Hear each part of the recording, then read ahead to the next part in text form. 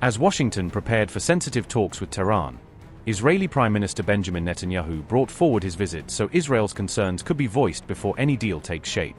Netanyahu is set to meet US President Donald Trump at the White House on February 11th, using the summit to push Israel's view on how firmly Washington should confront Iran. Israel fears a narrow accord that limits Iran's nuclear work but leaves its missile program and regional proxy forces largely untouched and still threatening. Israeli PM Netanyahu is demanding a deal that goes beyond temporary limits and instead dismantles Iran's ability to rebuild a military nuclear program in the future. Israeli officials say any agreement must also restrain Iran's ballistic missiles and the proxy militias it backs across the region, not just its nuclear activities. Israel wants Iran's entire nuclear infrastructure dismantled so it can never quickly rebuild a weapons-capable program. Tehran would have to end all uranium enrichment inside Iran, relying only on external fuel for any civilian use. All existing enriched uranium stockpiles would be shipped out of Iran to prevent rapid upgrades to weapons grade. International inspectors would regain full, surprise access to any suspicious facilities across Iran. Iran's missiles would be limited to a 300 kilometers range so they cannot reach Israeli territory. Iran would be barred from funding, arming, or training regional proxy groups such as Hezbollah and the Houthis. Israel made clear it will reject any agreement that focuses only on Iran's nuclear program while ignoring missiles, proxies, and other security threats. Israeli officials said their mission in Washington is to embed Israel's security demands directly into the framework of any eventual Iran agreement.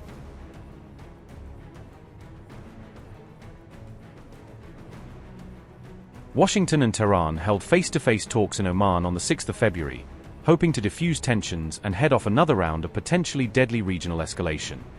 Iran's Foreign Minister Abbas Araqchi said the negotiators had gone as far as they could for now and must return home to consult their top political leaders. Araqchi cautioned Washington that Tehran saw no other option but to hold its ground, signaling that Iran would not accept terms it views as humiliating or one-sided. Why have we insisted on enrichment so much and are we not willing to give it up, even if war is imposed on us? Because no one has the right to tell us what we should and shouldn't have. This is based on the principle of negation of domination. I have the right to enrich. According to the law, it is up to me whether I exercise this right or not. The fact that it was said over the years that you don't have the right to enrich, zero enrichment. Why?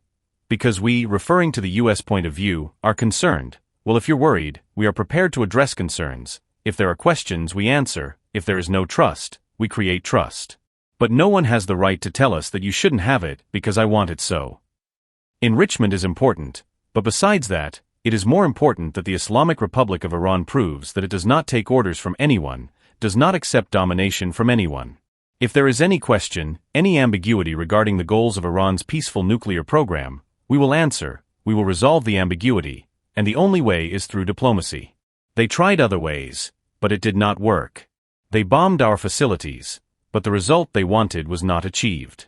Knowledge cannot be destroyed by bombing. Technology cannot be destroyed.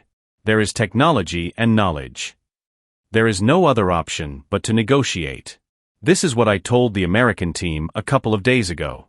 Their presence at the negotiating table is with the same logic because they have tried other ways.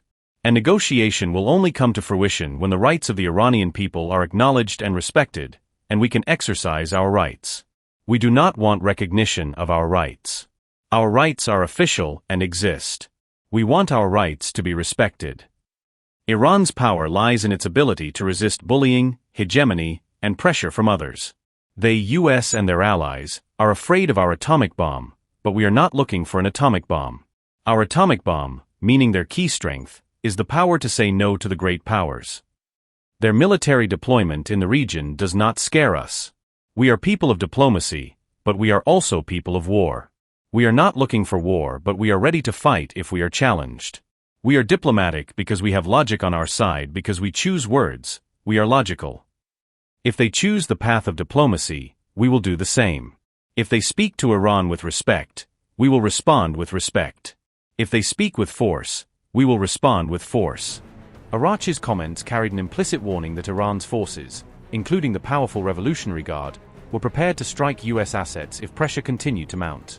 An earlier round of talks in Oman collapsed after Israel and the United States bombed Iranian nuclear facilities in June 2025, shattering what little trust had been built.